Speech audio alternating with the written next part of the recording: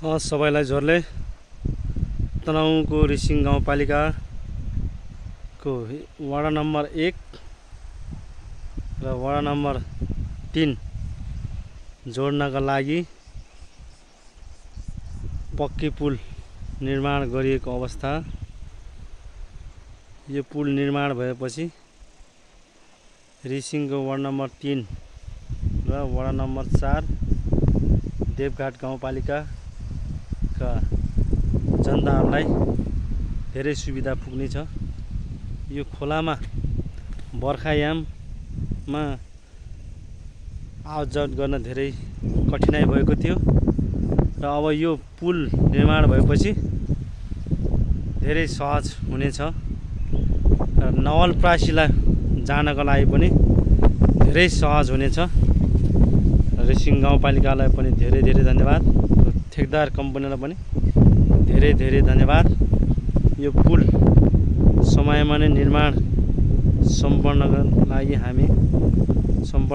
लागि हामी हार्दिक अनुरोध गर्न चाहन्छु र आवश्यक सरसहयोग पनि गर्न पनि हामी तयार रहेको जानकारी गराउन चाहन्छु। र अहिले चाहिँ खाना खाने समय भएकोले यहाँ कामदारहरू छैन र केही क्षणपछि यहाँ धमाधम पक्की पुल निर्माणको लागि काम सञ्चालन हुनेछ। यस्तो ठाउँमा कामदारहरू बस्ने छ। एक्सकाभेटर यस्तो यो पुल नभएकोले गर्दाखेरि सदरमुकामदेखि 15 किलोमिटरसम्मका पनि जनताहरू धेरै समस्यामा रहेको थियो। अब भने यहाँका जनताहरू धेरै खुसी छन् र समयमा नै यो पुल निर्माणको लागि सम्पन्न गर्नको लागि हार्दिक अनुरोध गर्न चाहन्छु।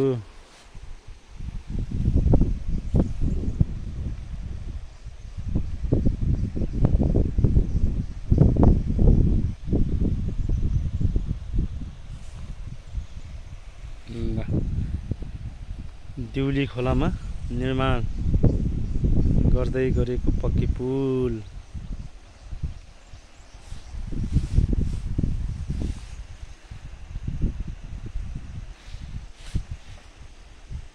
यसरी एकदम जग चाहिँ एकदम बलियो तरिकाले बनाएको छ।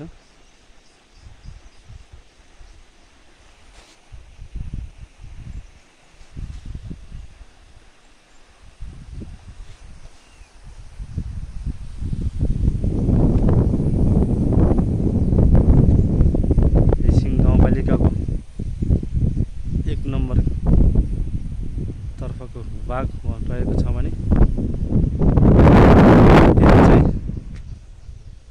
रिसिङ 3 को भूभाग। पहिला यसरी तर्न पर्थ्यो यो पुलबाट।